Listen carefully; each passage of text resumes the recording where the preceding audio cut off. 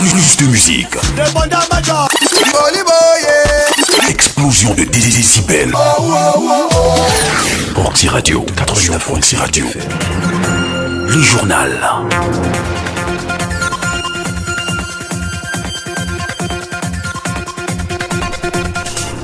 Mesdames, Messieurs, bonjour et bienvenue au journal. Voici les titres. Lors des néo à Socadel, la société camerounaise d'électricité, des changements avaient été promis aux consommateurs. Les avis des consommateurs de la ville de Douala concernant les résultats des 3 semaines de travail de la Socadel sont à retrouver dans ce journal. Les souchets des tubercules très appréciés et pourtant peu connus sont à découvrir dans ce journal. La 3e édition de la course internationale de VTT Chantal Biya se prépare. Le compte rendu de la conférence de presse organisée à cette occasion ce jour est à retrouver dans ce journal. C'est tout pour les titres. Le développement est dans un instant. En société, le gouverneur de la région du littoral, Samuel Djibora Dubois, a publié hier un communiqué officiel interdisant formellement la consommation et la commercialisation du protoxyde d'azote communément appelé gaz hilarant sur toute l'étendue de la région.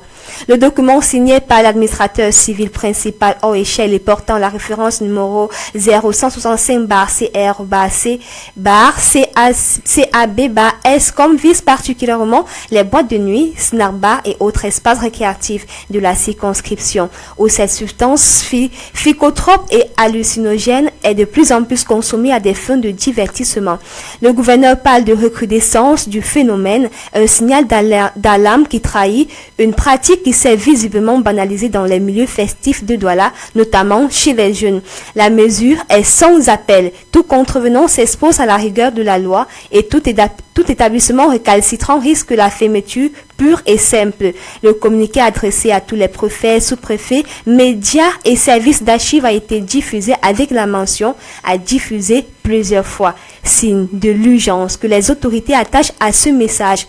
Le protoxyde d'azote présenté comme un produit récréatif inoffensif est en réalité une substance aux effets neurologiques graves lors d'une consommation prolongée ou abusive, pouvant provoquer des carences en vitamine B12, des troubles de la marche et des atteintes de la moelle épinière. Ce communiqué intervient dans un contexte régional où la consommation du gaz hilarant explose dans les grandes villes africaines. Douala n'est pas la première métropole à réagir, mais la fermeté affichée par le gouverneur du littoral marque une volonté claire de mettre fin à un phénomène qui touche de plein fouet la jeunesse.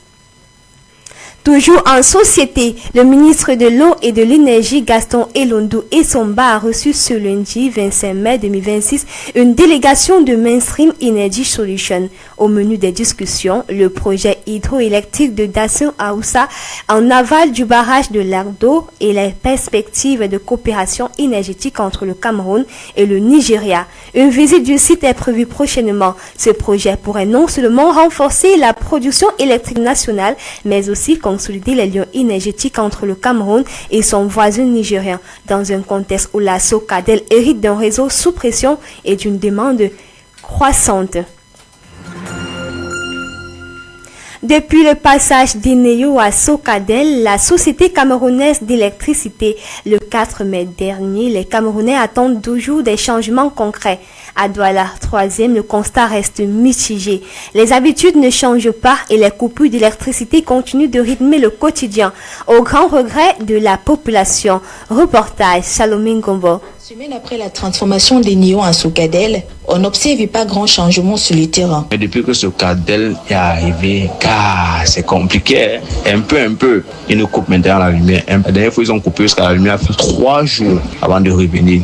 Un peu comme ça, la baisse de tension. Donc ils ont fini avec. Sur le papier, c'est un retour de l'électricité dans les mains de l'État. Mais au niveau des populations, à Douala 3e par exemple, le constat est nuancé.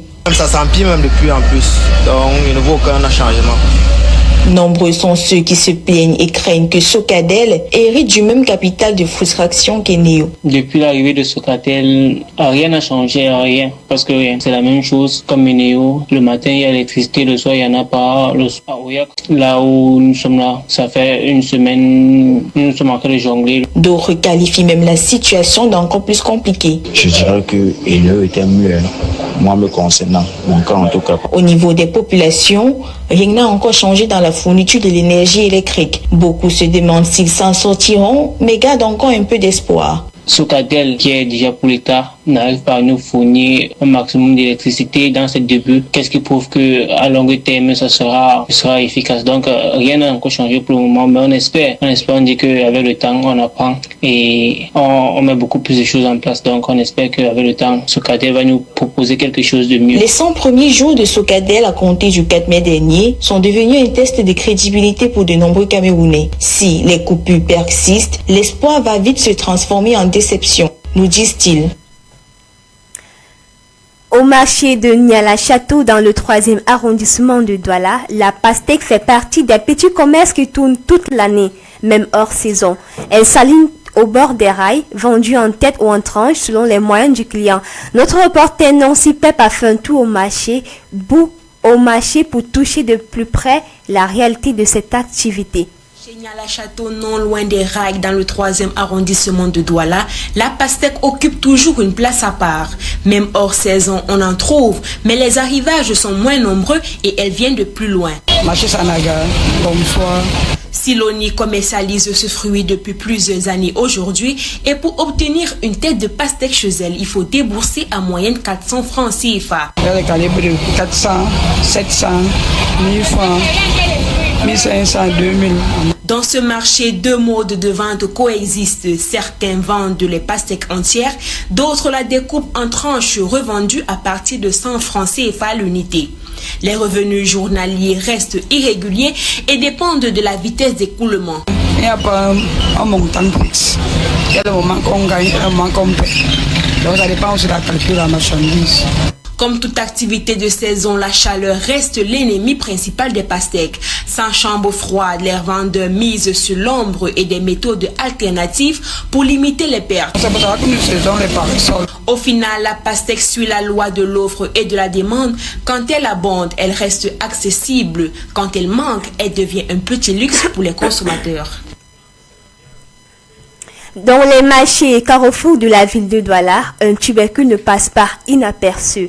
Graines, rondes, brunes et ridées, vendues généralement dans les brouettes. Entre appréciation, vertu et activité génératrice de revenus, le souchet semble être méconnu par la plupart de la population.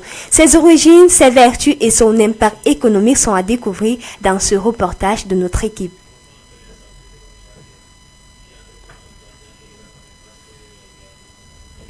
Nous allons revenir sur ce reportage.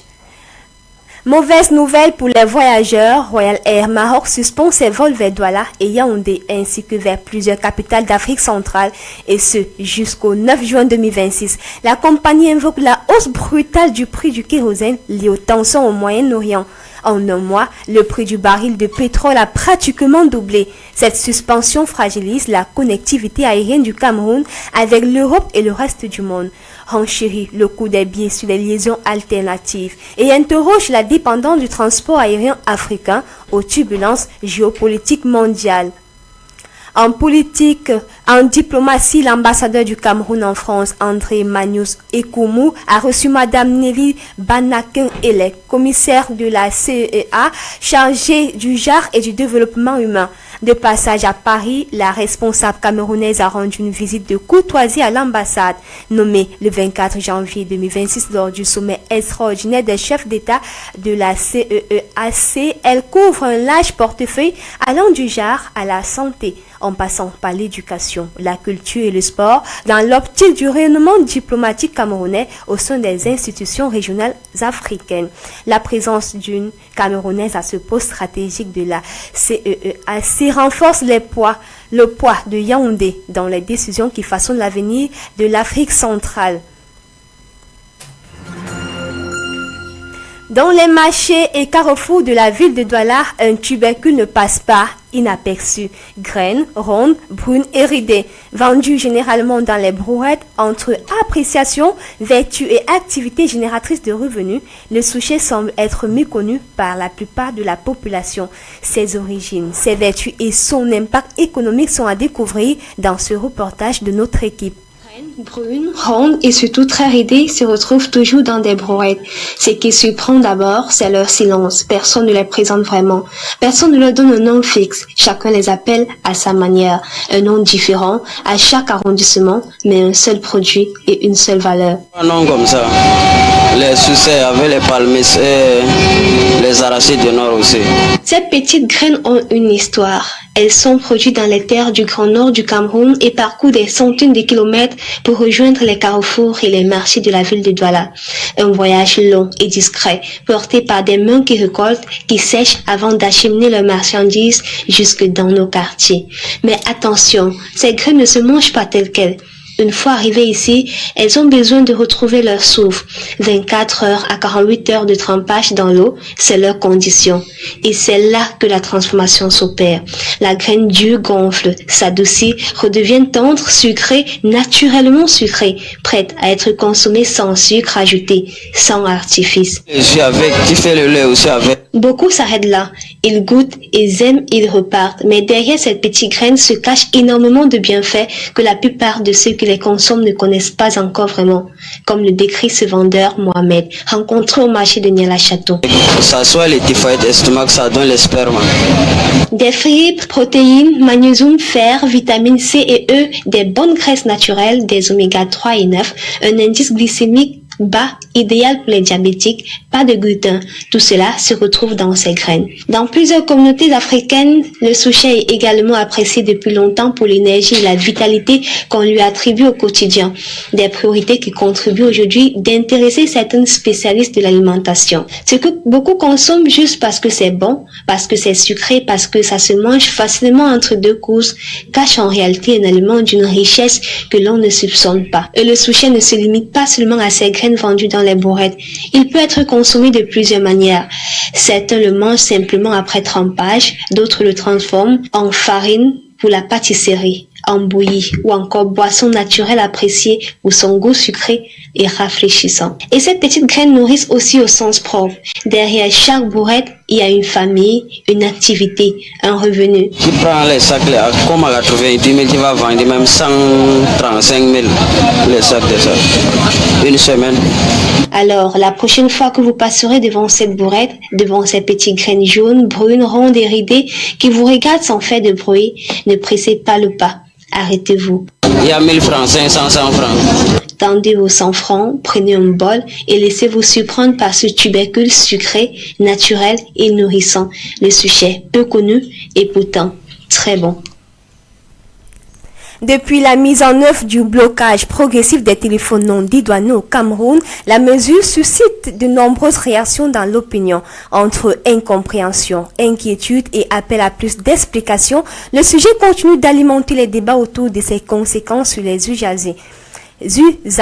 Frédéric Bambard nous donne plus de détails dans ce reportage. Mes téléphones allumés, zéro taxe payée. C'est le constat qu'a fait le ministre des Finances, Paul Motazé, fin avril 2026. Depuis le 25 mai, les téléphones non dédouanés sont progressivement bloqués au Cap. Sur le terrain, la mesure fait réagir. Si certains disent comprendre l'objectif recherché, d'autres restent critiques. C'est le cas de Stéphane, commerçant, qui dit ne pas trouver cette mesure normale. Oui, effectivement, je suis au courant de la note du ministre concernant sur la taxe augmentée sur les téléphones. Et honnêtement, quand j'ai lu cette note, ça m'a beaucoup dérangé.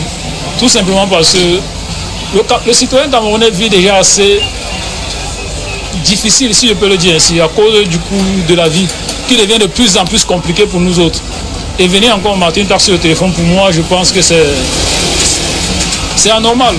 Une réaction qui traduit les inquiétudes d'une partie de la population entre manque d'informations, crainte éventuelle de dépenses supplémentaires et préoccupations déjà élevées au coût élevé de la vie. Le sujet continue d'alimenter les discussions. D'autres Camerounais, eux, disent avoir appris la nouvelle récemment et tentent encore de comprendre les contours de cette mesure. Mais ce qui me désole dans tout ça, c'est qu'on fait payer au consommateur quelque chose qui ne lui incombe véritablement pas. Parce que si un téléphone n'a pas été dédouané, ce n'est pas de la faute du consommateur. Qu'est-ce que le consommateur fait pour savoir si le téléphone est dédouané ou pas à l'achat? Dites-nous comment il faudrait faire. Pour certains, c'est surtout le consommateur final qui risque d'en subir les conséquences, alors qu'il a déjà acheté son téléphone. Du côté de la défense des consommateurs, l'on appelle aussi à plus de communication et de sensibilisation autour de la mesure. Une situation qui ne laisse pas indifférents les organisateurs des consommateurs. C'est le cas de Presse Pondo, président de la coalition camerounaise des consommateurs, qui appelle le gouvernement à plus de dialogue avec la population. Nous demandons une fois de plus, nous invitons le gouvernement à organiser des consultations avec les représentants des consommateurs que nous sommes. Parce que nous avons déploré cela. Les consommateurs n'ont aucunement été associés à cette mesure. Or, impliquer les consommateurs aurait permis à un moment donné de discuter, d'échanger sur un certain nombre de choses, les préoccupations des consommateurs. Au final, c'est surtout l'acheteur qui pourra se retrouver à supporter les conséquences de cette mesure. Qui se sont acquittés, qui ont acquis leurs appareils conformément au prix qui leur a été fixé par les vendeurs, mais qui, du fait du manque, je ne dirais pas d'un comportement civique, mais du fait du manque de non-respect de la réglementation par les importateurs, par les commerçants, se retrouvent dans des problèmes. Entre incompréhension et inquiétude, la mesure continue de faire réagir. Si les autorités parlent de contrôle et de régulation, une partie de la population appelle davantage à la sensibilisation. Le débat, lui, reste ouvert. À l'international, l'Assemblée nationale sénégalaise a élu ce mardi 26 mai 2026 Ousmane Sonko à la présidence de l'institution. Son élection intervient 4 jours après son limogeage du poste de Premier ministre par le président Bassirou Diomaye Faye. Le PASTEF, majoritairement avec 130 députés sur 165, a imposé son candidat au premier tour. Ousmane Sonko avait retrouvé son mandat de député dimanche 24 mai après la validation de sa réintégration par le bureau de l'Assemblée nationale. Il succède ainsi à Al-Malik Diaye, démissionnaire de la présidence, mais resté député. Cette double séquence marque un tournant dans la recomposition politique en cours au Sénégal. La République du Congo a annoncé ce 25 mai 2026 la suppression des visas pour tous les ressortissants africains à compter du 1er janvier 2027. L'annonce a été faite par le président Denis Sassou Nguesso à Brazzaville à l'occasion de la 63e journée de l'Afrique en amont des assemblées annuelles de la Banque africaine de développement. En sport, du cyclisme, la 3e édition de la course internationale de VTT Chantal Biya se prépare. Prévu les 7 et 8 août à Bagofit, à l'est du Cameroun, le promoteur de l'événement, le ministre Joseph, le tient en ce moment à Douala une conférence de presse. Pour plus de précision, retrouvons sur place Michel Ateba qui se trouve au Crystal Palace. Bonjour Michel Ateba. Bonjour Michel Carès-Magnier, bonjour à tous, bienvenue à l'hôtel Crystal Palace pour cette conférence de presse en vue, n'est-ce pas, de la course nationale Chantal Biya, dont le thème est intitulé Sport humanitaire, attractivité territoriale et opportunités des affaires. La capitale économique donc Douala abrite depuis quelques heures le point de presse, alors la conférence de presse de lancement officiel de la 3e édition de la course internationale de VTT vélo tout-terrain Chantal Biya, portée par son promoteur, le ministre Joseph Lé. Cette compétition cycliste d'envergure internationale s'impose désormais comme un rendez-vous incontournable du calendrier sportif et un levier majeur de développement pour la région de l'Est Cameroun. Nous rappelons que la compétition est placée sous le haut patronage de la première dame du Cameroun, Madame Chantal Biya. L'édition 2026 ne se limite pas à la simple performance athlétique. Elle s'articule autour d'un concept novateur associant le sport d'élite à Bagofit International Business Week, qui intègre la foire commerciale et le East Region Investment Forum pendant donc une journée de coureurs d'Afrique et d'Europe rivalorisant d'adresse sur les pistes exigeantes et pittoresque du complexe Bagofit Sun City sous l'œil technique de la Fédération camerounaise de cyclisme.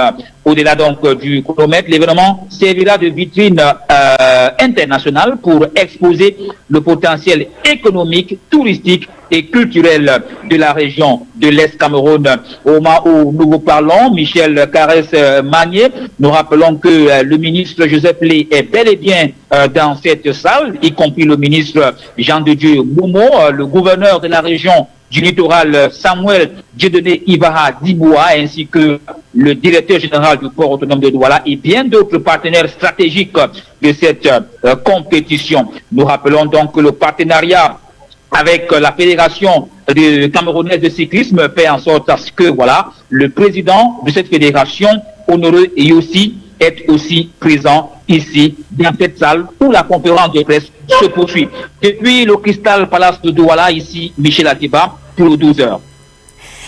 Le Comité national olympique et sportif du Cameroun, Grégoire Oona, jusqu'ici premier vice-président, désigné président par intérim de l'institution. C'est l'une des décisions prises le 25 mai 2026 au cours de la section extraordinaire du conseil d'administration du comité à Yaoundé. Il remplace à ce poste le colonel Ahmad Kalkaba Malboum, décédé.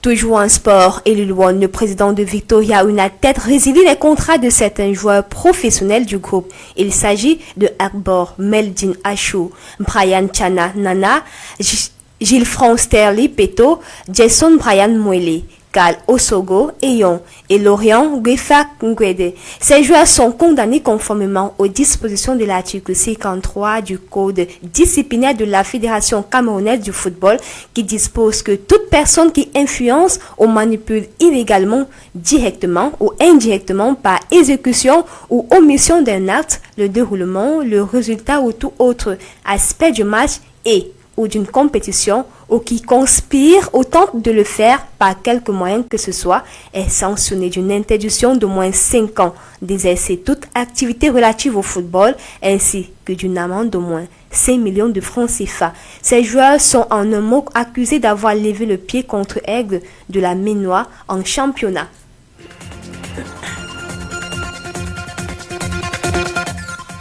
Mesdames, Messieurs, c'est tout pour ce journal mis en onde par Michael Kamga. À la présentation, je suis Michel Carès-Magné. Merci de nous avoir suivis. Nos programmes sont en continu.